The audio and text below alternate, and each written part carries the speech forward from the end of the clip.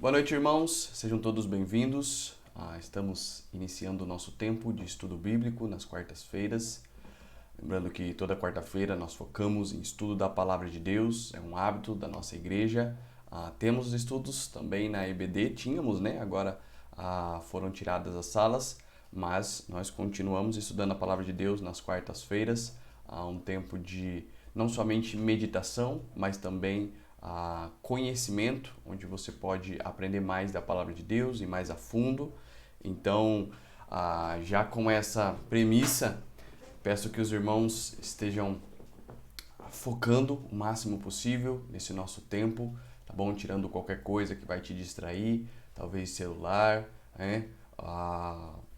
Ou deixe de fazer outra coisa que você estava fazendo. As mulheres talvez estão fazendo uma janta, pare aí, vamos estudar a Palavra de Deus todos juntos. Lembrando que também é um tempo de comunhão com a igreja, então é um momento onde todos nós, ao mesmo tempo, estamos ouvindo, aprendendo do Senhor como igreja. E por isso nós também queremos saber que você está presente, por isso coloque o seu nome no grupo da igreja, para que a gente possa fazer a nossa chamada, a contagem. E você que nos visita, familiar talvez de algum dos membros da igreja, ou até mesmo visitantes de fora que nos conheceu através da internet, pode colocar o seu nome no chat do YouTube, que a gente também vai fazer um reconhecimento. Ok? Então, nós estamos estudando em todas as quartas-feiras, já esse é o segundo mês, estamos estudando o livro de Atos, né? Esse é o segundo mês, depois que o pastor Samuel terminou as acusações, né, contra a igreja moderna, livro do Paul Washer. Então nós começamos a estudar, voltamos a estudar, na verdade, o livro de Atos. Estamos vendo alguns capítulos importantes, tirando verdades importantes também, tirando doutrinas que nós precisamos aprender. E por isso eu peço que os irmãos estejam abrindo suas Bíblias no capítulo 6, que foi o capítulo que nós paramos na última semana. Então, o livro de Atos, capítulo 6.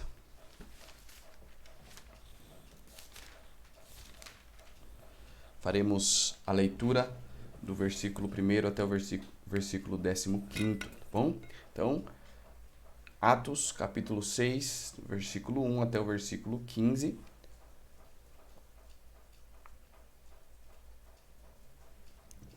Espero que os irmãos estejam com suas Bíblias também em mãos. É importante estarmos folheando, não perdermos esse hábito de folhear a palavra de Deus. Ok? Então, Atos, capítulo 6, versículo 1 até o versículo 15, todo o capítulo, tá? Ora, naqueles dias, multiplicando-se o número dos discípulos, houve murmuração dos helenitas contra os hebreus, porque as viúvas deles estavam sendo esquecidas na distribuição diária. Então os 12 convocaram a comunidade dos discípulos e disseram: Não é razoável que nós abandonemos a palavra de Deus para servir às mesas. Mas, irmãos, escolhei dentre vós 7 homens de boa reputação, cheios do espírito de sabedoria, aos quais encarregaremos deste serviço. E quanto a nós, nos consagraremos à oração e ao ministério da palavra. O parecer agradou a toda a comunidade, e elegeram Estevão, homem cheio de fé e do Espírito Santo, Filipe, Prócoro, Nicanor, Timão, Pármenas e Nicolau, o prosélito de Antioquia. Apresentaram-nos perante os apóstolos e estes, orando, lhes impuseram as mãos. Crescia a palavra de Deus e em Jerusalém se multiplicava o número dos discípulos. Também muitíssimos sacerdotes obedeciam à fé. Estevão, cheio de graça e poder, fazia prodígios e grandes sinais entre o povo. Levantaram-se, porém, alguns dos que eram da sinagoga chamada dos libertos, dos sirineus, dos alexandrinos e dos da Cilícia e Ásia, e discutiam com Estevão. E não podiam resistir à sabedoria e ao espírito pelo qual ele falava. Então, subornaram homens que dissessem: Temos ouvido este homem proferir blasfêmias contra Moisés e contra Deus. Sublevaram o povo, os anciãos e os escribas, e investindo, o arrebataram, levando-o ao sinédrio. Apresentaram testemunhas falsas e depuseram: Este homem não cessa de falar contra o lugar santo e contra a lei. Porque o temos ouvido dizer que este Jesus, o Nazareno, destruirá este lugar e o mudará aos costumes que Moisés nos deu. Todos os que estavam assentados no sinédrio, fitando os olhos em Estevão, viram o seu rosto como se fosse rosto de anjo. Então, vamos orar nesse momento pedindo a bênção e a direção de Deus. Obrigado, Senhor, mais uma vez, porque podemos estudar a Tua Palavra, porque podemos aprender o Senhor, porque podemos crescer, porque podemos ser edificados no conhecimento, no Teu Espírito, na Tua Palavra. E por isso eu peço a Tua direção, o Teu auxílio, a Tua bênção, que realmente, Deus, eu possa falar de uma maneira clara, simples e correta aquilo que o Senhor deixou escrito nas suas sagradas escrituras. Também, Deus, oro que esteja preparando, cuidando de cada coração que me ouve nessa noite, para que possam ter corações dispostos a aprender, dispostos a mudar, dispostos a realmente fazer o melhor para o Senhor.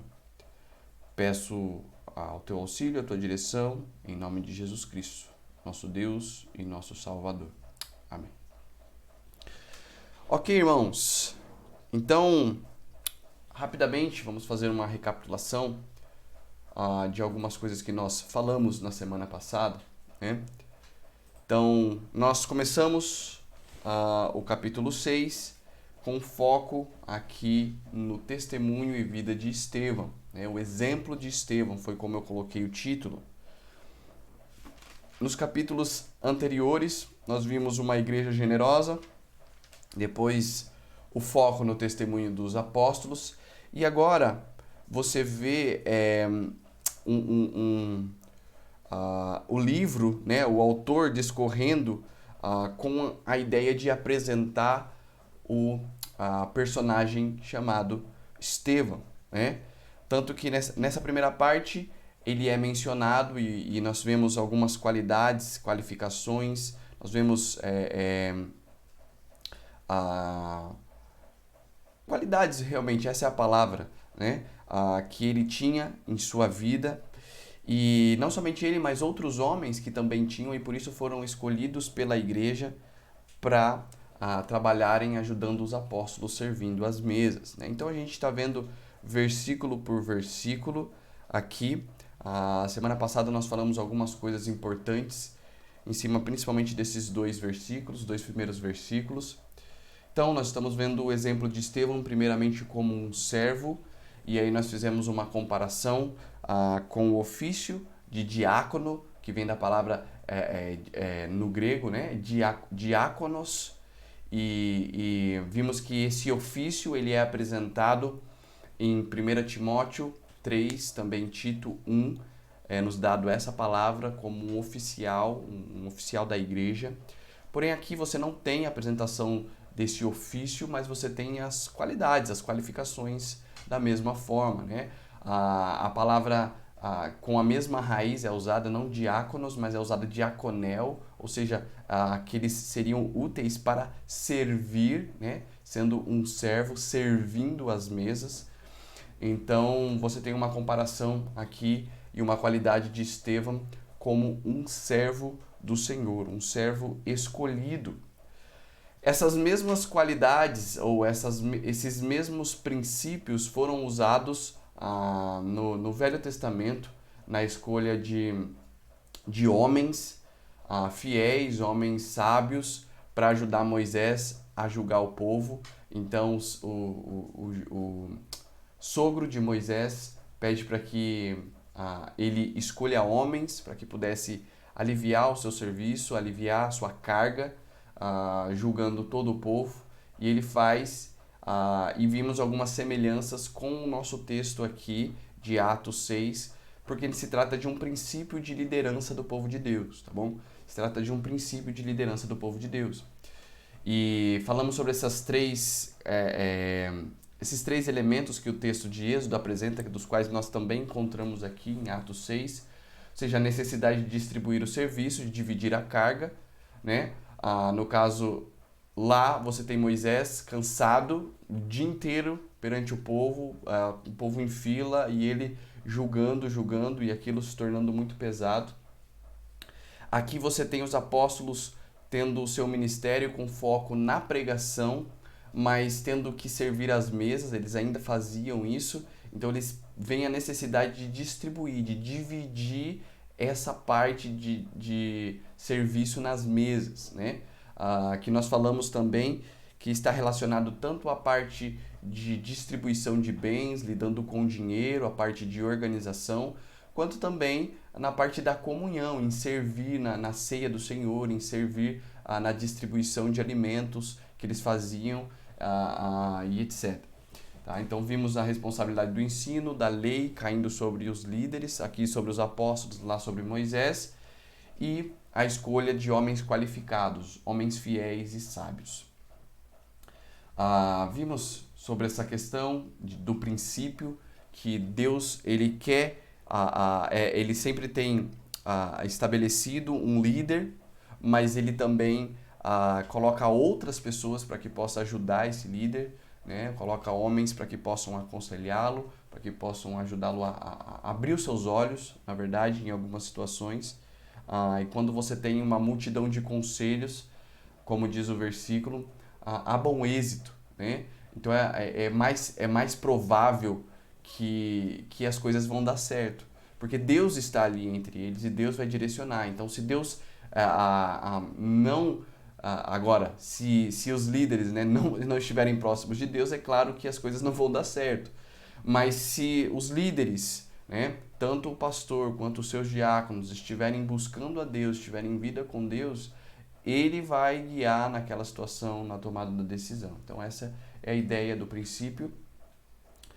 O exemplo de Estevão como um servo e diante da necessidade. A necessidade aqui apresentada em Atos capítulo 6 é na distribuição das viúvas, né? Das viúvas dos hebreus helenitas, chamados aqui, né?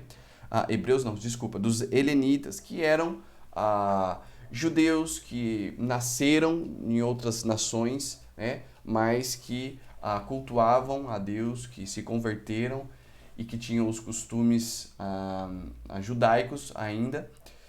E também entre esses homens, entre os helenitas, também haviam gentios que se convertiam ao judaísmo, tá? Que também criam no Deus verdadeiro e, depois disso, creram também no Evangelho. Né? Então você tem pessoas salvas que faziam parte da igreja, que eram chamadas de helenitas, porque se identificavam como judeus que nasceram longe ou nasceram em outro país, tá? São judeus da dispersão. Então, você tem a necessidade, como eu já falei, expliquei, os helenitas eram judeus que falavam grego, mudaram-se para a Palestina vindos de outras nações, e é possível que não falassem o aramaico, que era a língua dos hebreus, então você tem a diferença ali entre os hebreus e os helenitas, mas todos esses pertenciam à igreja, tá? Aí você tem o problema, a necessidade, no caso, que as viúvas dos helenitas estavam sendo deixadas de lado na distribuição diária. E aí você vê quais eram as viúvas que eram consideradas qualificadas para receberem a distribuição, né? Ou seja, ela deveria ter pelo menos 60 anos e ter sido esposa de um só marido, né? Então, esposa de um só marido e ter 60 anos. É claro que todos esses princípios ou essas informações elas foram crescendo, foram aumentando conforme a revelação, mas é possível que nessa situação aqui eles já tivessem algum tipo de organização desse tipo, selecionando quais viúvas, né, receberiam a distribuição diária. E aí você tem o foco, como eu já falei, o foco dos apóstolos, que é o ensino, da mesma forma que o foco do pastor é ensinar a palavra de Deus, né? O ministério do pastor é ensinar, ele é responsável por ensinar, porque Deus concedeu dons a ele para que ele possa ensinar o povo de Deus. Então esse é o primeiro ministério. E esse ensino está relacionado tanto a evangelismo, quanto à própria pregação da palavra, a estudos bíblicos, a discipulado, né? E tantas formas que a gente tem de pregar a palavra de Deus. Então, terminamos falando sobre como um servo diante da necessidade e um servo qualificado. Então, ele foi escolhido junto com outros homens para servir as mesas, né? Para fazer o trabalho tanto da tesouraria e organização, quanto também o trabalho de distribuição ou a própria ceia do Senhor, a comunhão. Mas para isso precisavam ser homens qualificados, conforme nós vimos no versículo 3, olha só. Mas, irmãos, escolhei dentre vós 7 homens de boa reputação, cheios do Espírito e de sabedoria, aos quais encarregaremos deste serviço, né? Então, interessante que eles escolhem aqui um número de 7 homens. E existem, né, no mundo teológico aí várias especulações com relação a por que 7, né? Alguns sugerem que está relacionado aos 7 Espíritos de Deus, mencionado em Isaías 11:2, que também o número 7 está relacionado à perfeição, né? Tem um simbolismo de perfeição nas Escrituras. Então, alguns acreditam que esse número 7 tem a ver com isso. Outros também acham que o número de diáconos escolhido, no caso o 7, tem a ver com a circunstância da cidade de Jerusalém, porque naquela época você tinha a cidade dividida em 7 distritos, tá bom? A gente não vai entrar em detalhes, mas você tem a própria distribuição ou divisão da cidade em 7. Então, alguns acreditam que esses 7 homens foram escolhidos cada um para cuidar de determinado distrito, né? Mas o que podemos concluir é que é o mais simples possível, né? Conforme o próprio texto. É que o número foi escolhido com o objetivo de suprir a necessidade exposta. Então, eles tinham uma necessidade de desafogar a carga, né? Desafogar os apóstolos do serviço, de servir as mesas, e esse era exatamente era isso que eles precisavam fazer, servir as mesas. Então, para essa organização, para esse serviço, foi decidido 7 homens para executar esse serviço, o mais óbvio possível, da mesma forma como nós fazemos nas nossas igrejas no dia de hoje. Não existe um número de diácono que seja bíblico, tá bom? Então tem que ter tantos diáconos, tal igreja, né? Em até algumas situações onde igrejas não têm homens qualificados, não tem diáconos, né? Então não existe um número bíblico. Alguns colocam, tem até alguns pensamentos de colocar um diácono a cada 20 pessoas ou 20 membros da igreja, ou até mesmo 30, ou 20, que seja.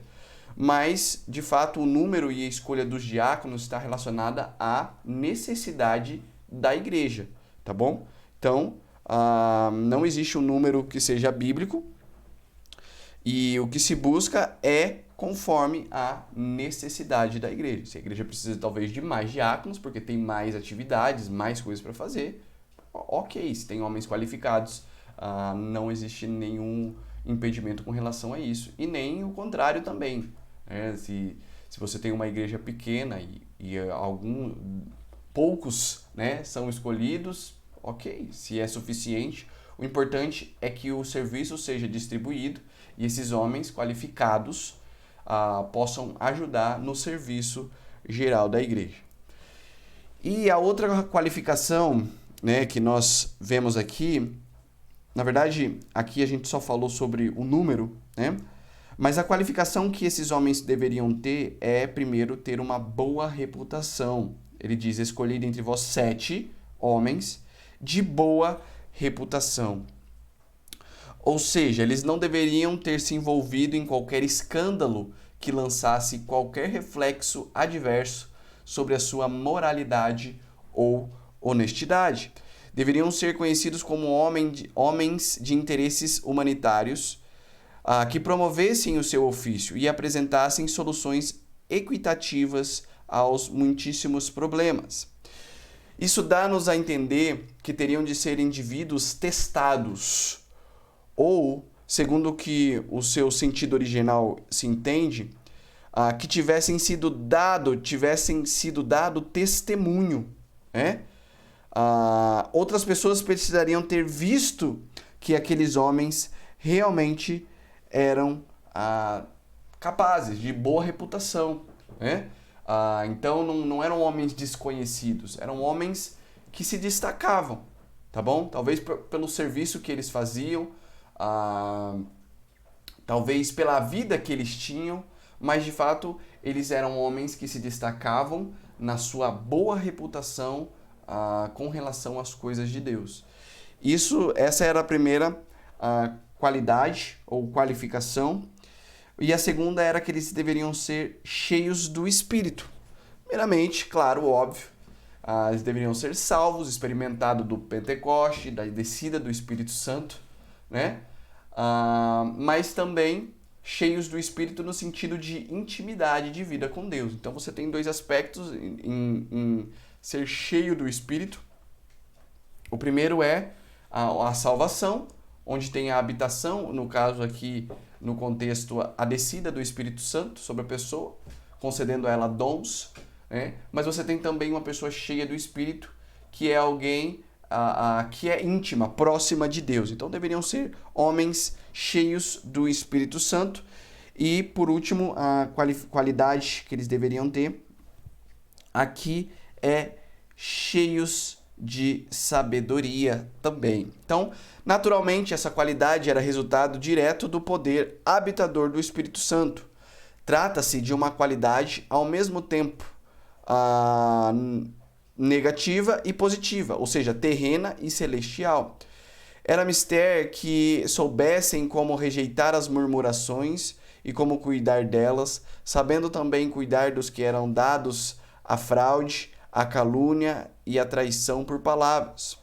Pois em seu trabalho de administração do dinheiro, naturalmente se encontravam com muitas pessoas dessa natureza, especialmente visto que tinham de tratar com pessoas mais idosas, nas quais com frequência, talvez por motivos físicos, se encontra um espírito de partidarismo radical, além de ideias fechadas e preconcebidas.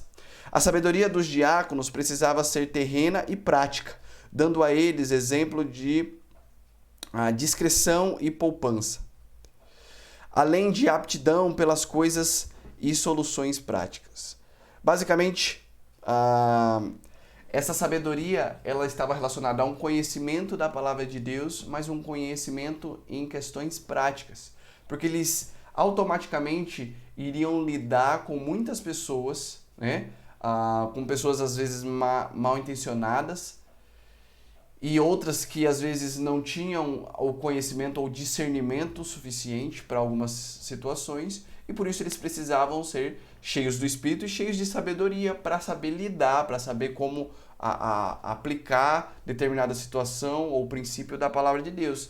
E da mesma forma, nos dias de hoje, diáconos precisam ter sabedoria para lidar com situações. Às vezes, principalmente aqueles que estão à frente, né, lidam com muitas pessoas e às vezes pessoas que não têm uma atitude no espírito, não têm uma atitude espiritual, têm uma atitude carnal, e por isso é necessário que esses homens espirituais, esses oficiais, tenham essa qualidade de sabedoria para saber lidar com essa situação e não ser pego, né? Porque Satanás ele vai usar todo tipo de gente para tentar derrubar, né? Derrubar a liderança, destruir a igreja e etc.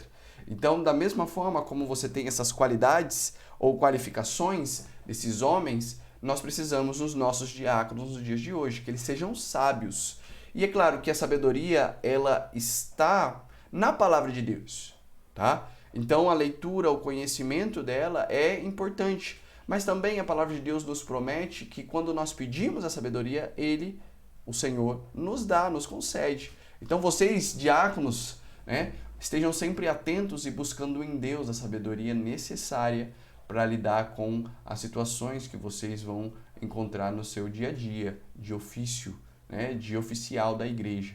Porque Satanás ele busca a todo tempo, usa pessoas até mesmo para tentar derrubá-los. Agora, como nós já falamos na vez passada, no estudo passado, aqui não necessariamente eles eram diáconos, tá? O oficial, mas é como se fosse um ofício de transição.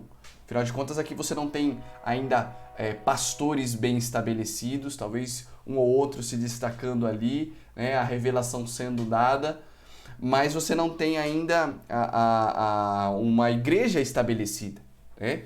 Então esses homens eles foram usados para a igreja e para os apóstolos, né? Então não para os pastores como servos como ajudadores dos pastores, mas como ajudadores dos apóstolos, que eram os principais líderes ali da época. Mas todos os princípios estão aqui, tá bom? É possível que esses homens tenham se tornado diáconos oficiais, né? Claramente no futuro, mas você tem todo o princípio contido. Então essa escolha é um ofício em transição, por isso que não é dado o nome de diácono aqui, tá? Mas todos os princípios estão aqui estabelecidos também. E desses nomes mencionados, nós temos o destaque principalmente de Estevão e Filipe, tá? O nome de Estevão e Filipe.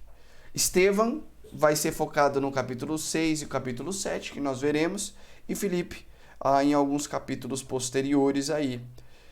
E é interessante como você vê o foco de vida desses homens que foram escolhidos, como também o foco em pregação da palavra. Então, alguns colocam como se eles sendo evangelistas também, tanto Filipe quanto Estevão, que foram escolhidos naquela ocasião para serviço, mas que se mostraram evangelistas no decorrer do livro. Mas, basicamente,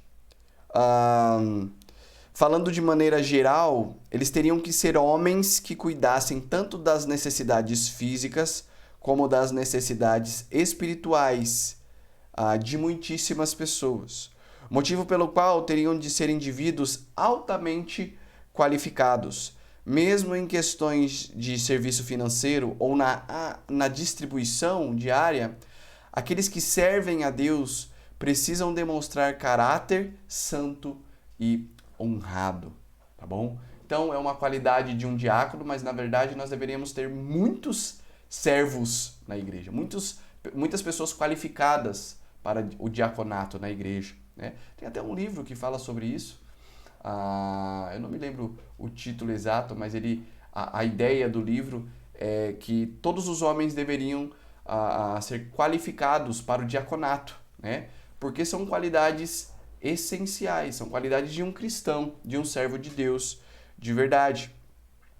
Mas infelizmente, essa seriedade com até mesmo a escolha desses homens qualificados, quanto também a vida que esses homens viviam, tem sido perdida nos nossos dias. Tantas igrejas aí, tantas pessoas que têm dito, né, que são cristãs ou cristãos, etc., mas que de verdade não vivem uma vida consagrada, uma vida santa, uma vida qualificada. Eu lembro que na minha época de escola, depois que eu me converti, eu comecei a ficar mais atento a esses detalhes, né? E eu tinha alguns colegas que eram cristãos, que se diziam evangélicos, mas eu podia notar a diferença de uma seriedade de vida santa que eu ouvia nas pregações e que eu buscava né? E que outros também ali na nossa igreja buscavam. E a vida que esses ditos evangélicos viviam, né? Alguns fornicando, outros vivendo uma vida completamente longe de Deus. Conheci até pessoas que faziam dança do ventre para Jesus, né? Como forma de adoração. Então é bem esquisito assim como algumas igrejas têm levado essas questões espirituais, como têm levado a questão de santidade, de temor, de reverência. Isso é importante para que a gente sempre busque na nossa igreja, né? Busque princípios da palavra de Deus para a conduta, tanto na nossa vida como indivíduo, como membro da igreja local, quanto também na vida dos nossos líderes, dos nossos pastores, dos nossos diáconos, porque nós precisamos de homens e mulheres de Deus. Dessa forma, a nossa igreja vai honrar e vai honrar a Deus e vai glorificá-lo, e vai ser uma igreja vitoriosa, ok?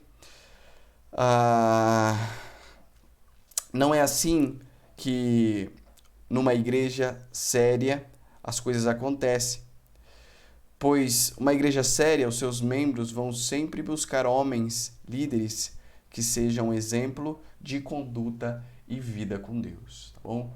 Então, você deve dar graças a Deus por aqueles que Deus colocou na sua igreja, homens qualificados, homens líderes de verdade, né, que têm zelo pelas coisas de Deus. E é claro, você também deve prezar por isso e na vida deles também, né? Porque é isso que nós queremos como igreja, que a nossa liderança seja sempre espiritual. Porque de que adianta ser bom administrativamente e espiritualmente vazia, né? Então, importante, versículo 4 nos apresenta aqui: e quanto a nós, nos consagraremos à oração e ao ministério da palavra. Então, o foco no ministério, como eu já falei, eu não vou repetir aqui tudo que já foi dito, mas o foco do pastor, no caso sendo representado aqui pelos apóstolos, né, é sempre a pregação e ensino da palavra, a oração, é claro, prezando pela vida espiritual. O versículo diz: devem ser considerados merecedores de dobrados honorários os presbíteros que presidem bem, com especialidade os que se afadigam na palavra e no ensino. Olha só o foco, né? Homens deveriam receber bem, né, dobrados honorários quando eles se afadigam, lutam, estudam, ensinam, prezam pela palavra de Deus. Então, você tem esse princípio aqui, né?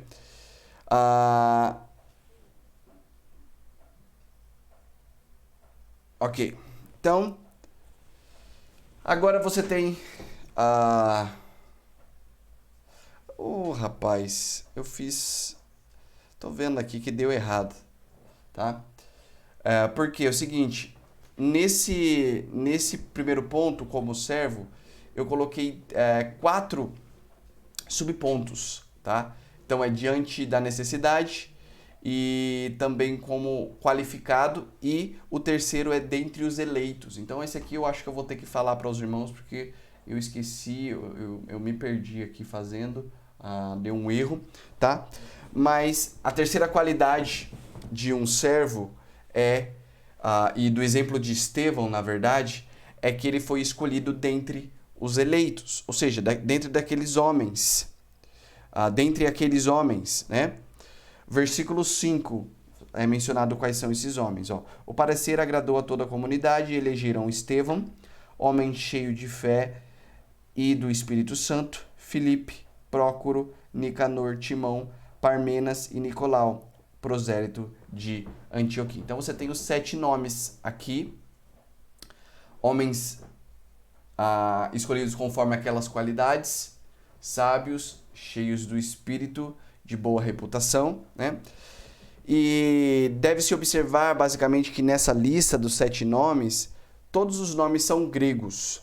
Apesar de ser uma verdade que muitos judeus da Palestina tinham também um nome grego, além do nome hebraico, é bem provável que a maioria desses diáconos se compusessem de judeus helenistas. Olha só, então você tem uma dificuldade entre os helenitas, né? Qual foi o termo usado? Mas uma murmuração, né? Uma murmuração dos helenitas. E aqui provavelmente esses homens foram escolhidos dentre os helenitas, tá bom? Eram homens que eram judeus nascidos de outras nações, tá?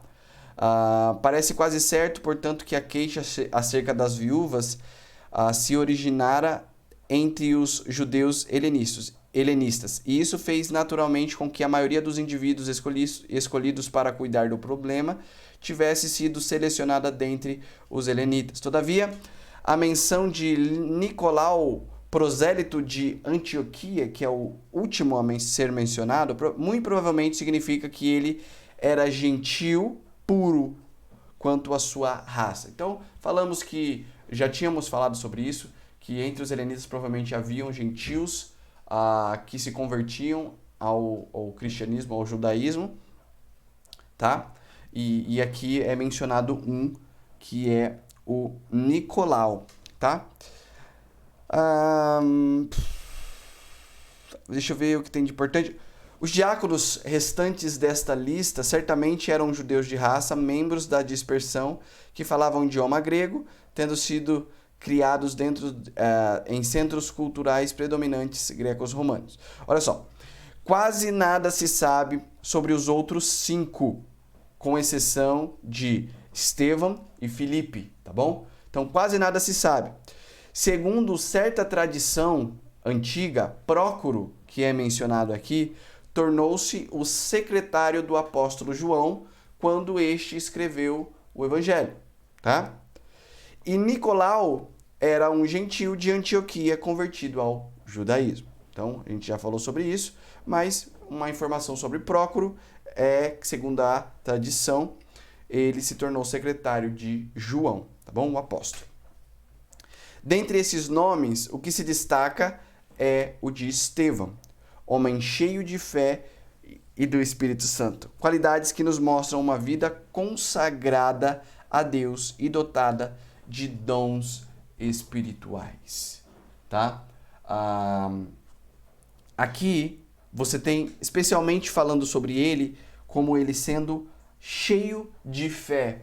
Porque aqui é como se fosse uma introdução à história de Estevão, né? Ao que ele fez no capítulo 7, principalmente. Começa no capítulo 6, no versículo 8, mas termina no capítulo 7. Então, você tem uma introdução à história de Estevão. Por isso que o título de tudo é o exemplo de Estevão, né?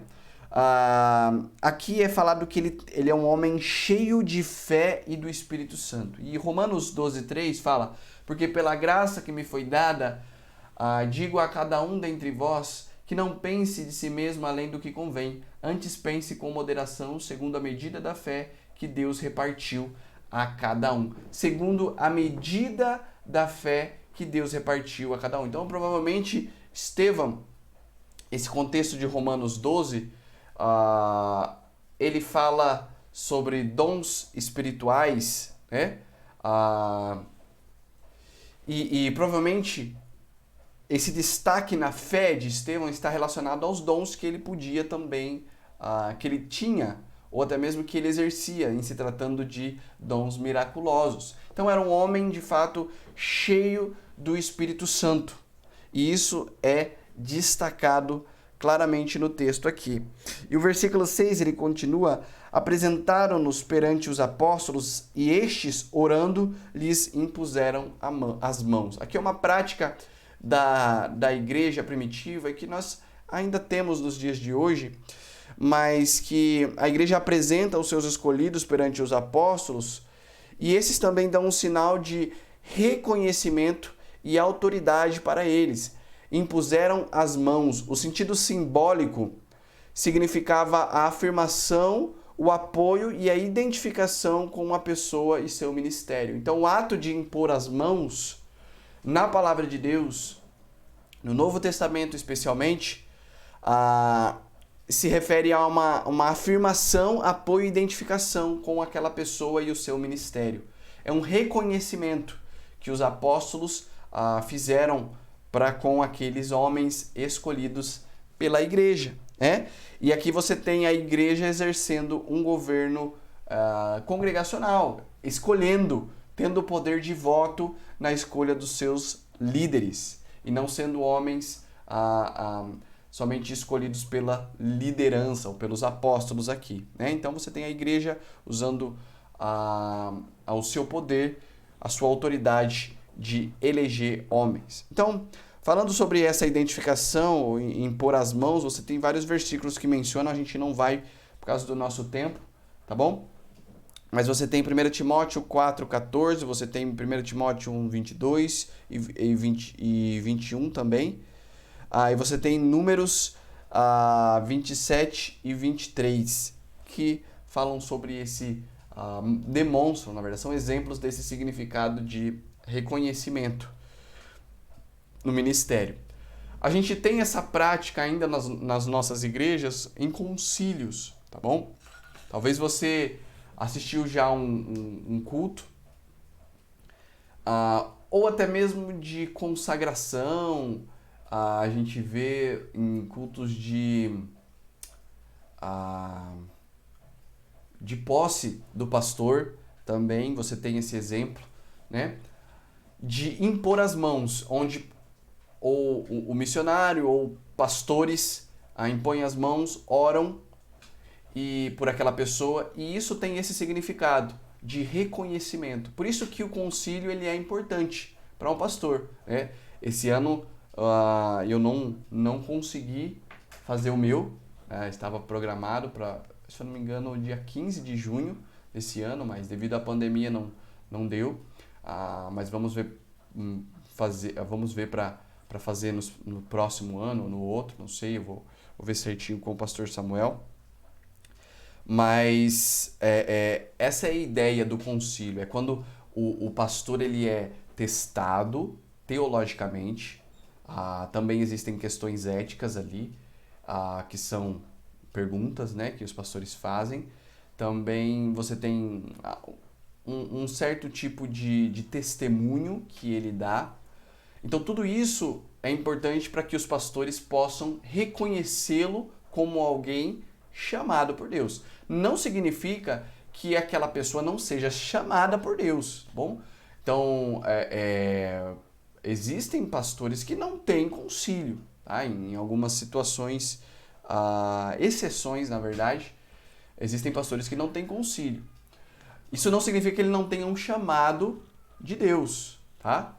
Mas o concílio ele é importante exatamente para que haja esse reconhecimento, né? Essa autenticação vinda através de outros homens que também passaram pelo mesmo processo e têm a sua autoridade no ministério. Então, por isso que o concílio ele é algo importante, indispensável, tá bom? Para um pastor ou para alguém que almeja um ministério. E por último aqui, no versículo 7, ele diz: crescia a palavra de Deus e em Jerusalém se multiplicava o número dos discípulos. Também muitíssimos sacerdotes obedeciam à fé. Então, mais uma vez, o número de pessoas continuava crescendo, o número de convertidos continuava crescendo, né? E o que nos é mencionado é que alguns religiosos, sacerdotes, estavam se convertendo também. E aí nos traz à mente aqueles episódios que nós já passamos. Primeiro, no capítulo 4, se eu não me engano, capítulo 3, em que Pedro e João também são questionados pelos sacerdotes, não são presos na ocasião, mas depois você tem, de novo, eles enfrentando, né, as autoridades religiosas, pregando o evangelho no templo. No capítulo 5, aí você tem a menção da prisão deles, e eles continuam pregando, continuam testemunhando, E aqui, mais uma vez, a palavra de Deus continua sendo pregada e agora eles começam a colher resultados, né? Já colhiam resultados entre os fiéis, entre os outros, os ouvintes, mas agora é mencionado que os religiosos também estavam se convertendo. Aqui também é uma premissa para a apresentação de Paulo, tá bom? Porque Paulo ele vai ser apresentado após a morte de Estevão, basicamente. Você tem a história de Filipe, né? Mas após o capítulo 8, e a história de Estevão é no capítulo 7, então após o capítulo 8, no capítulo 9, você tem a introdução da história de Paulo. E aqui é interessante que aqui faz uma premissa, talvez mencionando aquilo que iria acontecer, o mais, digamos que o homem mais relevante, ou o sacerdote mais relevante que se converteu e que foi um grande homem de Deus, né? E da mesma forma, você vê aqui, os apóstolos sofriam afrontas, sofriam perseguições, continuavam pregando o evangelho e agora eles colhem alguns frutos do trabalho que eles plantaram. Da mesma forma, na obra de Deus, ou até mesmo na pregação do evangelho, nós vamos colher frutos no futuro. Às vezes, você fica cansado, fica exausto de tanto trabalhar, ou de tanto falar uma coisa, de tanto ensinar, tanto corrigir, e aquilo acaba te desanimando. Talvez falando com o seu filho, né? Eu sei que tem que fazer o que é certo, mas é cansativo. Eu sei o que precisa fazer, mas eu tô exausto, etc. Olha só, não se canse. Continue firme, busque a força em Deus, porque no momento oportuno, Deus vai dar a resposta. Deus vai dar o fruto. Você vai poder colher o fruto de todo o seu trabalho, né?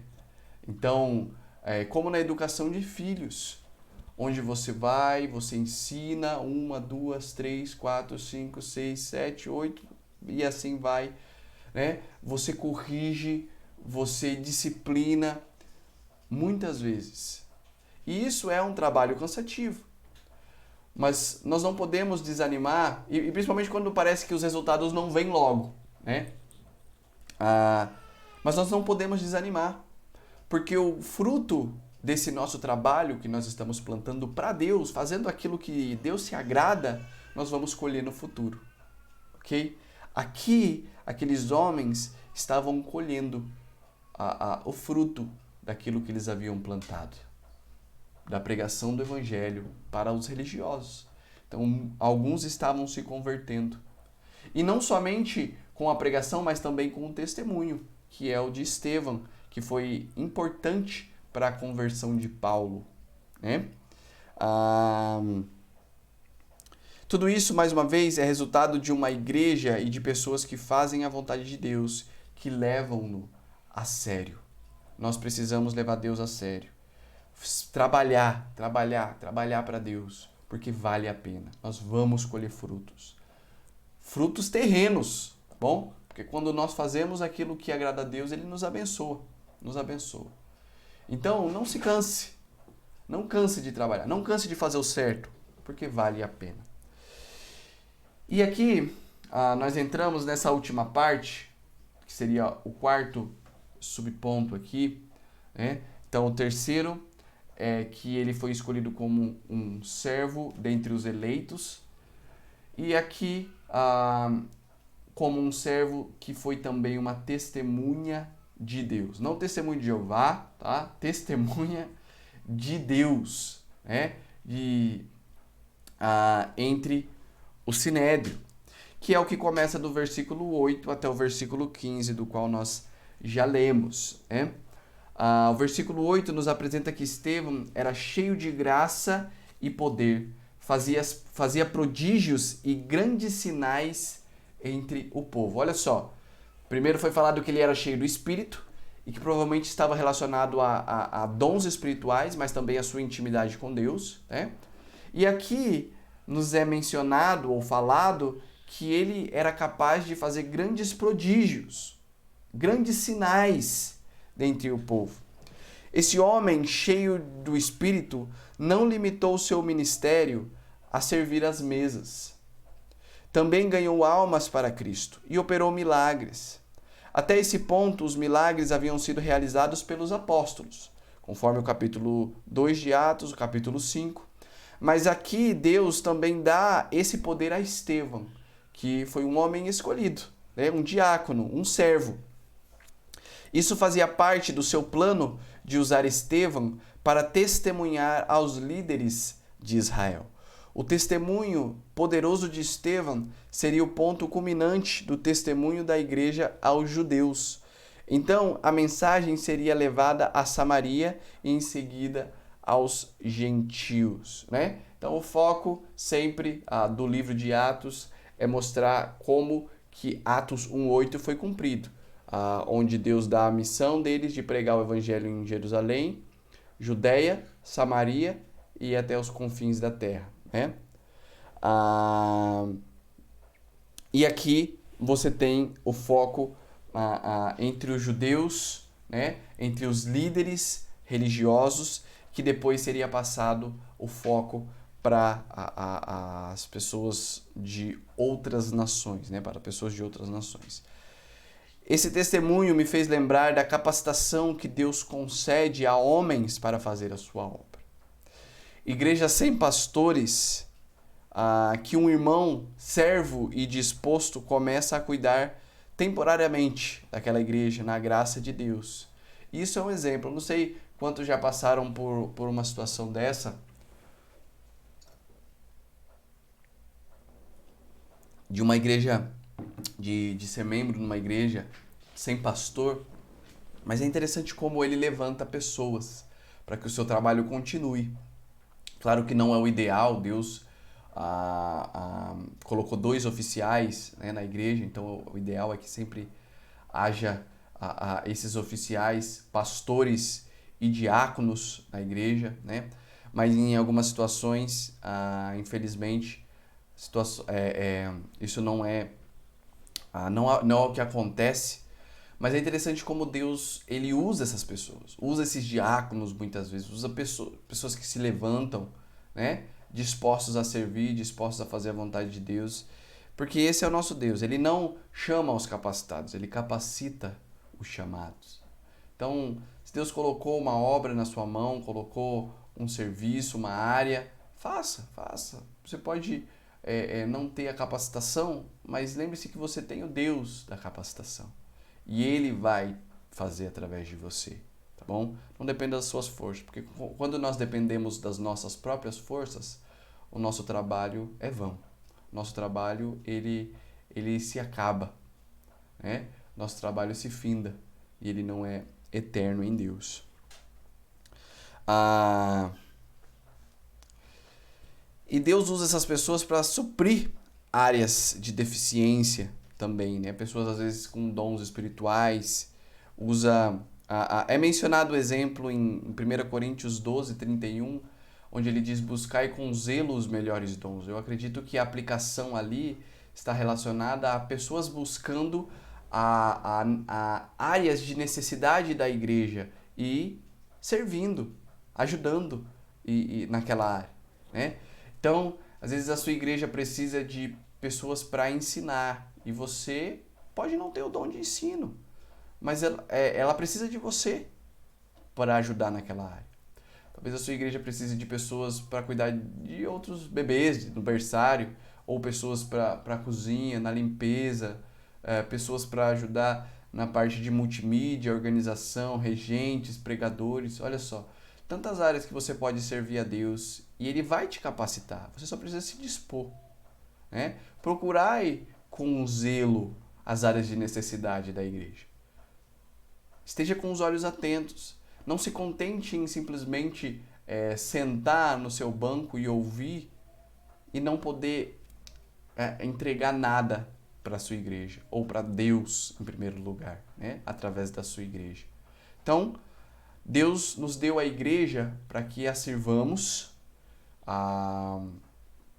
ajudando na sua obra, né? No seu serviço. E é claro que nós estamos fazendo isso para Deus, nunca para homens, nunca para uma instituição em si, mas para Deus, para a honra e glória de Deus. Por isso que Deus chama pessoas para a sua obra, para fazer o seu serviço e capacita essas pessoas. Estevão não era um apóstolo, não era um pastor, era simplesmente um servo que foi uma grande testemunha, um grande testemunho de Deus. Grande, grande. Nós vamos terminar a história de Estevão aqui no capítulo 7, chegando lá, mas vamos ver quanto ele foi usado por Deus. Um homem que simplesmente se dispôs. Da mesma forma, Deus quer te usar. E para isso você só precisa se dispor. Deus vai fazer grandes coisas através da sua disposição e da sua vida. Obrigado, Senhor, por essa palavra. Obrigado por esse testemunho. Obrigado pela vida de Estevão. Obrigado porque encontramos nele realmente um testemunho, um exemplo de vida, um exemplo a ser seguido. Nos ajude a colocarmos esses princípios em prática e também guardarmos todas essas informações acerca da Tua Palavra. São informações importantes para entendermos melhor as Escrituras. Em nome de Jesus, nós oramos e agradecemos. Amém. Então, estamos indo para a nossa parte final. Agradeço a paciência dos irmãos. Agradeço a assistência também, Então vamos para os nossos avisos normais ali.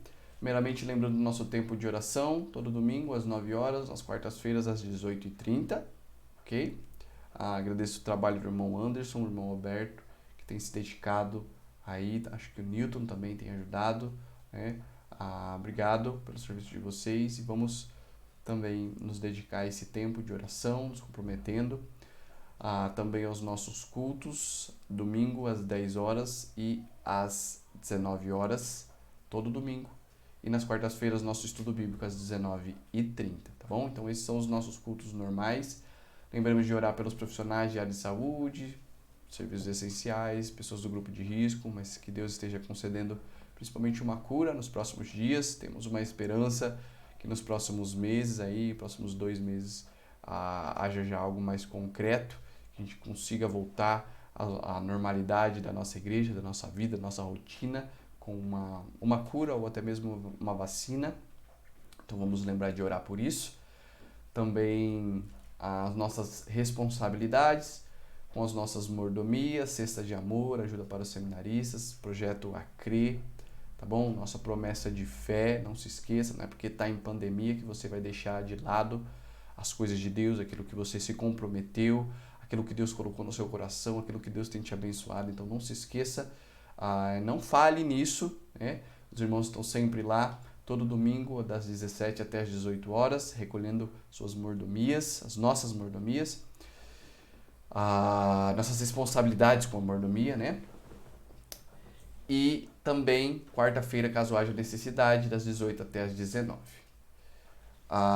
Lembremos que nossa próxima programação é conferência de aniversário, fidelidade em tempos de crise, o nosso versículo ali. Deixa eu aumentar aqui porque eu não estou conseguindo ler.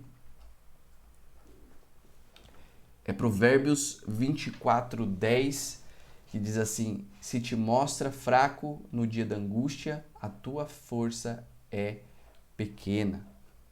Fidelidades em tempos de crise. Nossa conferência começa nesse sábado, próximo sábado,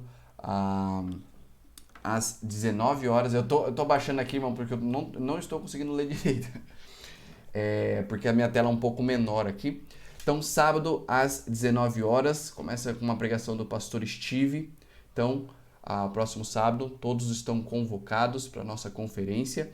Depois, domingo de manhã, às 10 da manhã, no horário normal do nosso culto da manhã, com o pastor Roberto Thompson. E finalizando o nosso culto à noite, às 19 horas, com a mensagem do pastor Steve no dia 23. Então, sábado não teremos programação dos jovens, tá?